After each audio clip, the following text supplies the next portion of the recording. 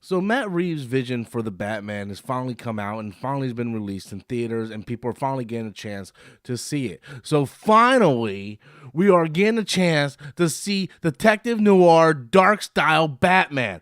Finally, finally, guys, finally. Hey everybody, I'm Robert Storms. Welcome back to the channel once again. As always, if you're finding me for the very first time, please be sure to smash that like and subscribe button. That way you guys can stay up to date on all future content here on the channel.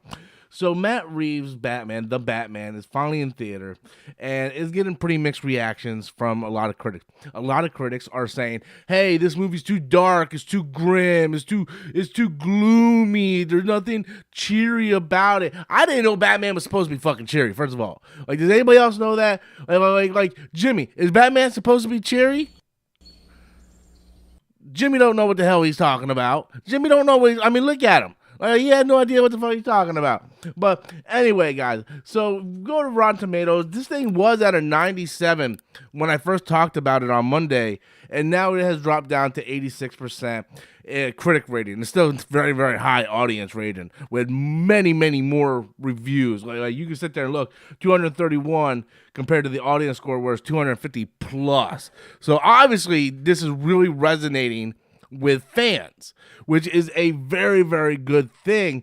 It's got 86% on Rotten Tomatoes from the critics, and a lot of critics are saying it's a grim, you can see it right here, grim and gritty. And a lot of people are like, "Oh, this doesn't belong in the theaters, you know? This don't belong in the theaters." And I don't understand why we're getting mixed reactions for this type of Batman movie. Matt Reeves said from the beginning that this is going to be a detective noir style Batman.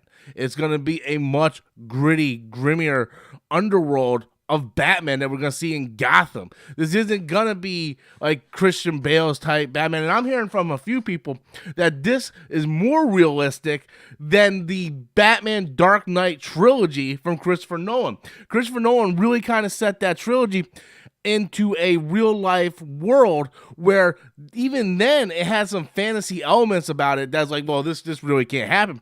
This, I heard, is like strictly in real life. Like if Batman would exist in real life, this is what it would be like. This is how it would actually feel.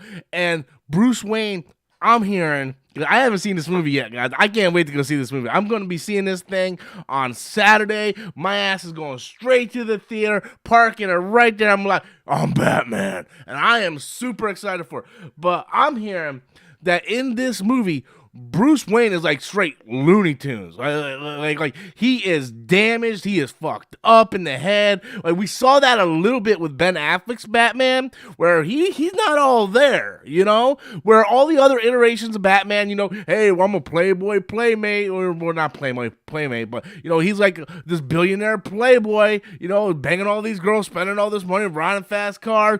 By night, he's the Batman. Like no one with any real sense, right, that isn't fucked up in the head would do that, right? You have to be fucked up in the head to put on a bat costume and go fight crime. And I heard from a lot of people that this is the iteration of Batman where you see he is fucked up. Like this dude is fucked up in the head and he is damaged, and this movie is just dark, and this movie pushes the violence and the darkness, and I heard like it was really close to rated R. Like this thing pushes it to the max, so it just increases my excitement for the movie. Even though I'm trying to dampen my excitement, I really, really am.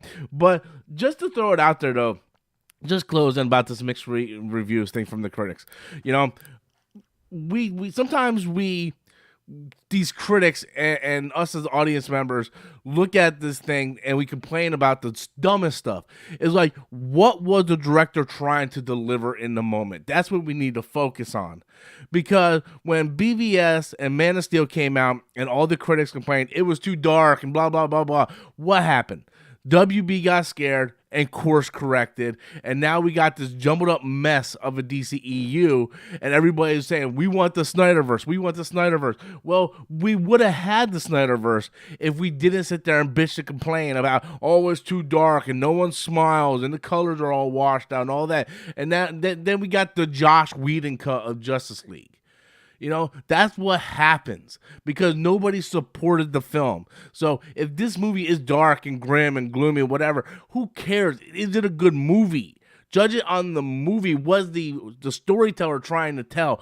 I'm super excited for the Batman though. Like this is a movie that I'm highly anticipating. Like I can't wait to see this thing in the theaters. But I want to know what you guys think though. Did you guys see the Batman yet? What are your honest opinions on the movie? Is it too dark? Is it the tone that Matt Reeves was trying to set? Leave those comments in the comment box below. Please subscribe to the channel. Also, right now over on my Robert Storms gaming channel, I have a new gaming channel. If you guys can go ahead and subscribe to that. I upload videos daily over there, and I'm trying to get up to 1,000 subscribers. So if you guys can go over there and subscribe to that channel, I would really deeply appreciate it. I will have the link to it in the description box below, as well as the pinned comment. I want to thank you guys all for watching. Until next time, as always, I am Robert Storms, and that is my opinion.